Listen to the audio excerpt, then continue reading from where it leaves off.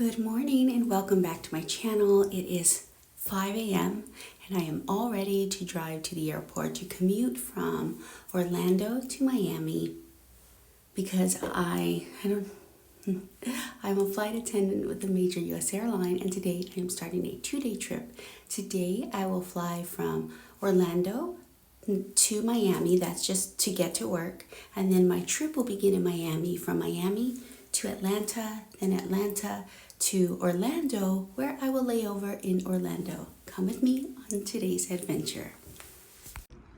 I got a really good parking spot. I'm under, or closest to shelter A, which is over there, row 5. So it's a short walk one way, and then I'll catch the shuttle. It's New Year's Day. Maybe that's why I got lucky with the closer parking. I'm not sure.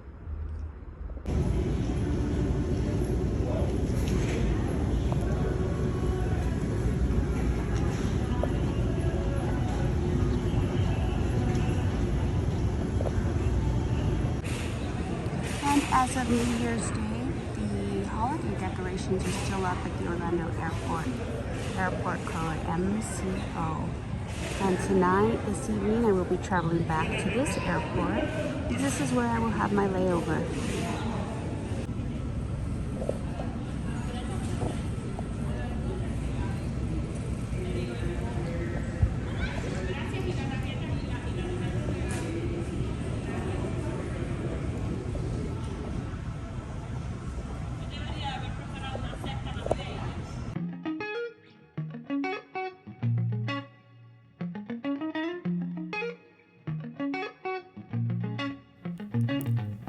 Plane fuel is stored in the wings of the aircraft and sometimes in a tank under the passenger cabin. So if you see here, they're going to get ready to fuel the airplane.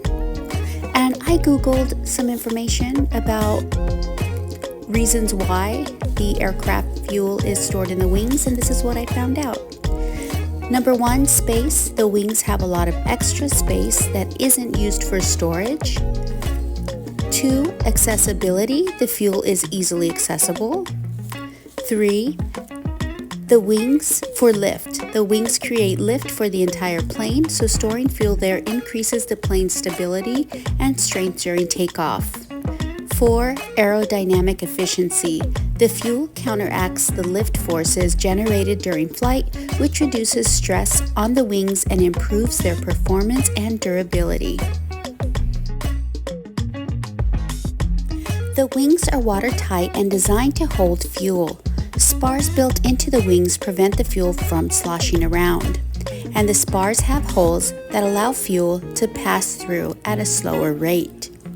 Planes sometimes dump fuel in an emergency, but pilots prefer to burn off fuel by flying in circles unless there's a medical emergency or a severe problem that requires the plane to land immediately.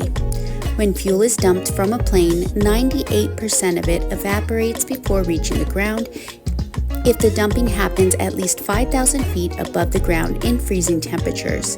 The remaining fuel droplets could cause local rain, but it would be spread out over a large area, so the effects at ground level would be minimized. All this information I got from Google. It's interesting.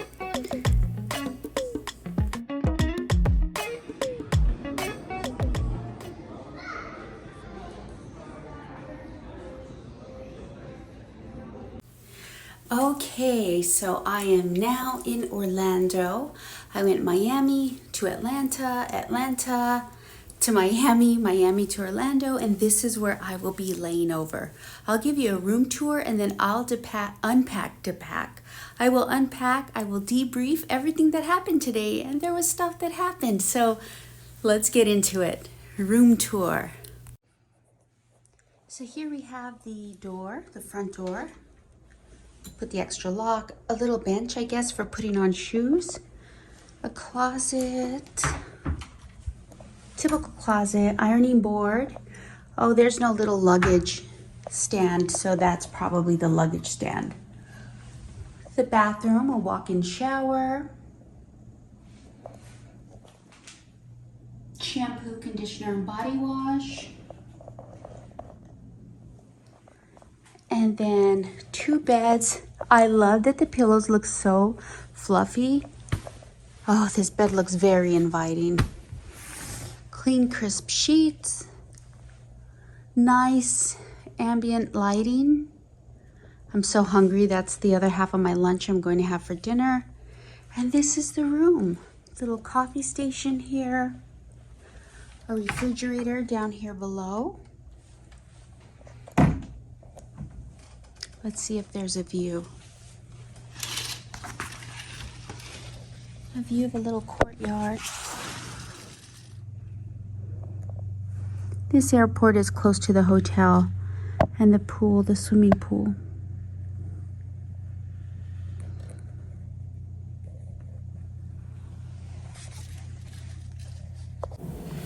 Okay, so we'll get into what happened today. It was an eventful day. I had to fly 3 legs. I had to fly Miami to Atlanta, Atlanta to Miami, and then Miami to Orlando. And I'm here in Orlando right now where I have a layover. I had to wake up at 4 a.m. this morning in order to get ready, travel to the airport in Orlando, and catch my commuter flight to Miami. So I did not stay up until midnight last night on New Year's Eve. I think by 10 o'clock I was probably asleep. So happy New Year's to you. If you are tuning in and it is around New Year's, happy New Year. I hope that 2025 is wonderful for you. And my apologies for my video, part 1 of the London. Someone pointed out that there's a segment of my video where I'm upside down. I am so sorry. I apologize. I was editing that on New Year's Eve while I was also playing the Nintendo Switch, and I must have got distracted and I didn't proof that. So my apologies. I'm so sorry about that. And oh my God, let me tell you, this morning at the Orlando airport, that security line was so long. So passengers are waiting at least a minimum of an hour is what they were being told to get through that security line. It just snaked around so much down the corridor where the food court and the Ron John surf shop are, snaked all the way back there. My workday today was a little bit over 10 hours. On the flight from Miami to Atlanta, we had lots of deadheaders. Deadheaders they're working on that segment, but they're not working the flight. They are riding as passengers and they are getting paid as if they were working that flight, but basically they're being repositioned. They're being repositioned to start a trip somewhere else because they needed coverage somewhere. But yeah, we had like 8 deadheaders on that portion of the flight from Miami to Atlanta. Some of them were getting ready to start the trip today. Some of them are starting their trip tomorrow. On this sequence, this trip that I'm on, this 2-day trip, there's only 3 flight attendants, and there's only 3 flight attendants because we are flying on the baby bus, which is the Airbus 319. Smaller aircraft, I think about 120 passengers. It only requires 3 flight attendants for minimum crew. Minimum crew is a minimum number of flight attendants that the FAA requires in order for that airplane to have passengers and operate. So the baby bus is nice because I feel like with that many less passengers, boarding and deplaning goes by a lot quicker. The only downside is we have to do a manual safety demo because this baby bus did not have the seatback monitors. So since there are only 3 flight attendants, I was flight attendant number 4, I have to do my safety manual demonstration in 2 different spots because the number 1 is reading the entire safety demo. So I performed the manual safety demo in first class and then in the front of main cabin. So I have to move twice. So I do the little seatbelt, then I do my little safety card, and then what comes next? The oxygen mask, how to put the oxygen mask over your head, and then the life vest, and to pull. You inflate your life vest when you get out of the aircraft. And someone told me, I haven't verified whether this is true, but it does make sense to me. The reason why now we specify you don't inflate your life vest until you're outside of the aircraft is because there was a plane crash. I don't know exactly which one it was, but the passengers popped their life vest, and that was before they got out of the aircraft. And because they popped the life vests, the aircraft filled up with water. They couldn't escape. They just kind of bobbled on the top. That's what someone told me. It sounds real to me. If I'm wrong, let me know. But that's why you inflate your life vest outside of the aircraft. Just remember that. So that segment, Miami to Atlanta, it was a bumpy ride. So I wrote bumpy ride, throw up kid. Yes, so it was bumpy going into Atlanta, very bumpy right before landing. And we had a little kid that threw up. She just kept tossing her cookies. So the parents were frantically trying to clean that up. So once we landed in Atlanta, I had to let the cleaners know, hey, this seat, 25 Charlie, needs special cleaning because we had a little kid get sick there. Sorry, I didn't say a bad word. I was reading shaky and I was saying sick. I was thinking sick. So yeah, excuse me. Okay, so from Atlanta to Miami, we took off, okay? And it was a bumpy ride. It was bumpy on the climb out. The airplane was very shaky. It was vibrating in a different way, like under my feet, under my butt, like the plane was just vibrating, very weird, and it sounded louder than usual. And so I've mentioned this before in another video. During the entire flight, all of our senses have to be aware for sights, sound, smells, anything that could be different, out of the ordinary. So all of these, and especially during takeoff and landing, we have to be mindful during the whole flight, but especially during takeoff and landings, those are like your critical points in a flight. So the plane, I noticed it was shaky, it was vibrating, it was louder than usual. And then, so this is on the climb out. Then all of a sudden, there's a phone call, a ring from the flight deck to the flight attendants. And then the captain came on. Well, I got a little bit frightened, like my stomach dropped for a moment because I thought, okay, that's not supposed to happen. This is like the sterile period. We do not contact the flight deck, and the flight deck does not contact us when we're in that sterile period under 10,000 feet, because that's a critical period for them. They are very busy doing lots of stuff. So I knew something was up when that phone rang.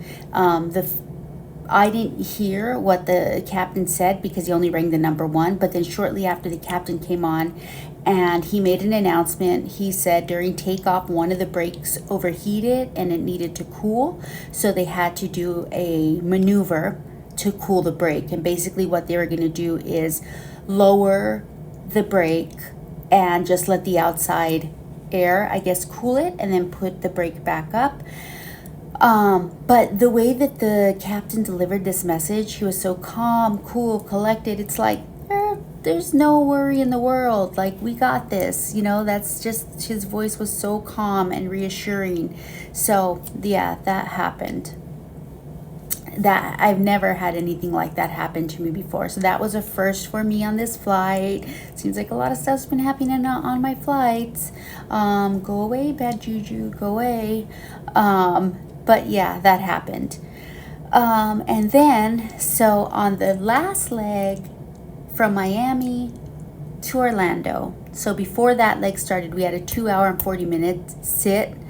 And I did buy a sandwich from one of the restaurants there that offers like an employee menu. So for $12, I got a really delicious turkey club sandwich and French fries. I ate half for lunch and I will eat the other half for dinner right now.